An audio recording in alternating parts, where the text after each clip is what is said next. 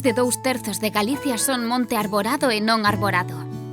E desa superficie, aproximadamente o 98% é de propiedade particular ou colectiva, como é o caso das comunidades de montes veciñais en man común. O monte é fonte de rendementos madeireiros, combinados moitas veces coa gandaría ou co aproveitamento doutros recursos. Pero tamén é fonte de saúde, a que moita xente acode sempre que pode para pasear ou facer deporte en contacto coa natureza. E é que os montes, especialmente os próximos ás vilas e cidades, convertéronse nos últimos anos en espazos de lecer ao aire libre cunha función social cada vez máis importante. Algo que é posible grazas á xenerosidade das persoas e comunidades propietarias, que permiten e mesmo fomentan o desfrute dos seus montes, a pesar de non ser espazos públicos nin de ter a obriga legal de facelo.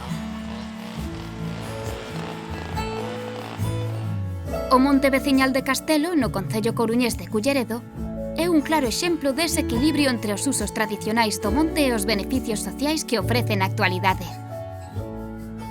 Tal é así que esta comunidade de montes non só traballa a favor do desenvolvemento da parroquia, senón que tamén promove numerosas actividades culturais e deportivas coas que está dando a coñecer o monte a novas persoas usuarias. A través da iniciativa Castelo Deporte organízanse 2 carreiras de montaña, a Travesía do Xalo e a Nocturna do Xalo, nas que participan ata 1000 persoas. Por outra banda, o programa organizado pola Asociación Castelo Conta converte a parroquia e o seu monte veciñal en centro da cultura con concertos, obradoiros, monólogos, andainas e outras propostas que contribúen á dinamización do rural desde a óptica da sostibilidade ambiental e social. O éxito do Festival Castelo Conta aválano as arredor de 8000 persoas que participan nel en cada edición. Ao mesmo tempo, son moitas as entidades e particulares que ao longo do ano elixen o monte veciñal de Castelo para facer rutas de orientación a pé ou en bicicleta, actividades na natureza ou escalada na grande masa granítica que coroa o monte Xalo. Balcón sobre o Val de Veiga desde o que se divisa boa parte da comarca da Coruña. Estas actividades forman parte dos servizos do ecosistema e de turismo natural que ofrecen os montes veciñais galegos. Todas elas son formas diferentes de achegarse ao monte e aos espazos forestais, cos que acaba creándose un vencello moi forte.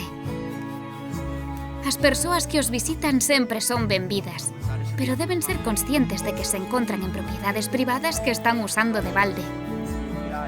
Neste sentido, tamén hai que ter en conta que a circulación e paso polos montes privados está suxeita á normativa reguladora e ao permiso das persoas ou comunidades titulares dos terreos. Persoas ou colectivos que tamén son propietarios dos recursos producidos no seu monte, incluídos froitos como as castañas, as noces ou os cogomelos, que tampouco se deben recoller sen o seu permiso. O monte é un lugar delicado que debemos coidar, non só polo perigo dos incendios, senón tamén porque nel viven especies de flora e fauna moi sensibles ao ruído e á contaminación.